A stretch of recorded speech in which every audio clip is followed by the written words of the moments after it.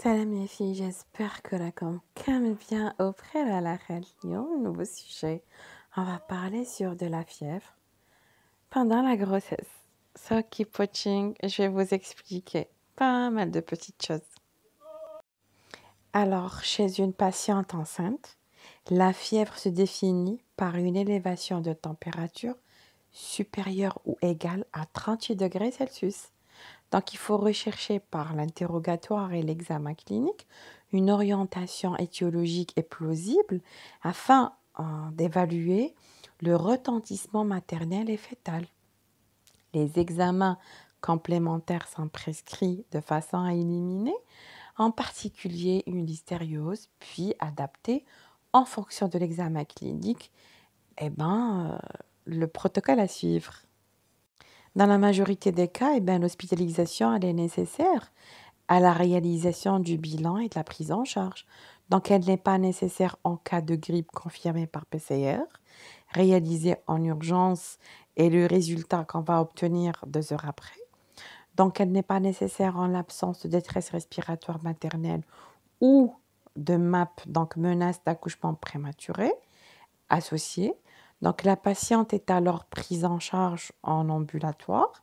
Elle est traitée selon la posologie selon l'examen clinique et envoyée chez elle.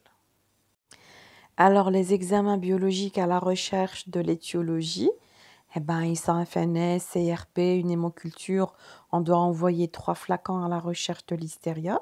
Il faut réaliser des bandelettes urinaires afin de bien lire sa chimie des urines pour voir si les leucocytes sont élevés ou pas, s'il y a présence de sang dans les urines, s'il y a une élévation de protéines, s'il y a un taux de sucre positif ou négatif, etc. Il faudrait réaliser aussi un ECBU avec recherche de l'hystéria aussi, et aussi pouvoir faire un prélèvement vaginal endocole, exocole, cul-de-sac de Douglas.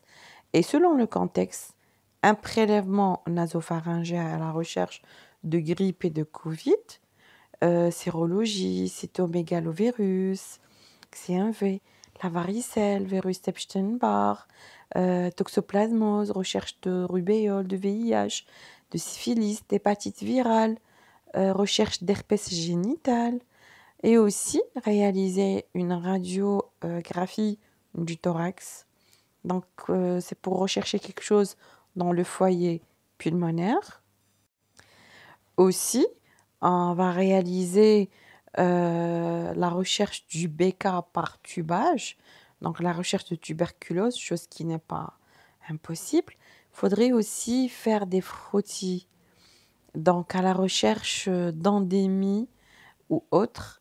Il faudrait aussi réaliser des échographies rénales. Le CBU est positif. Échographie abdominale en cas de suspicion d'appendicite aiguë, ionogramme, l'urée, la créa, afin de voir si la patiente elle est desséchée ou pas, si son cœur est en bonne santé, si sa fonction rénale fonctionne très bien. Et aussi ne pas oublier que l'ionogramme, l'urée-créa sont très importants en cas de pyélonéphrite. Au cas où la patiente elle est hospitalisée, donc un bilan minimal qui va comporter une formule, donc FNS, la CRP, donc dosage de la CRP, une bandelette urinaire, un ECBU, un PV, prélèvement vaginal et une série de 3 hémocultures, comme je vous ai expliqué.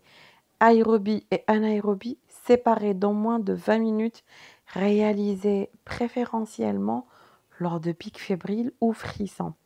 Un traitement symptomatique de la fièvre par paracétamol, il doit être mis en place. L'antibiothérapie, elle est indiquée à l'aide d'un antibiogramme. L'alimentation, elle est autorisée en absence d'éléments d'orientation vers une pathologie chirurgicale. Une consultation avec l'anesthésiste doit être organisée. En cas de menace d'accouchement prématuré, donc en cas de MAP, une tocalyse est possible après avoir éliminé de façon formelle une infection intra-utérine et des anomalies du RCF. Donc le traitement, il va se faire selon l'étiologie. La pyélonéphrite, elle est première cause de la fièvre au cours de la grossesse et elle est considérée comme étant un risque de complication chez la patiente enceinte. La prise en charge se fait donc en hospitalisation initiale et une antibiothérapie par céphalosporine de 3e génération est instaurée de façon probabiliste immédiatement après la réalisation de l'ECBU sans attendre ses résultats.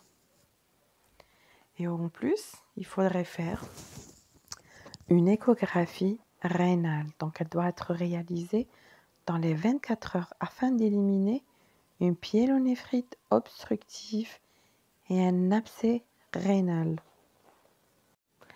Donc voilà Valou, c'était la vidéo d'aujourd'hui avec quelques indications en cas de fièvre chez la femme enceinte. Bien sûr, il y a d'autres cas qui peuvent causer donc de la fièvre, mis à part la pyélonéphrite. Mais là, ça va être dans un autre sujet. Donc, je vous dis, on se revoit dans une autre vidéo. Puis, au revoir les filles.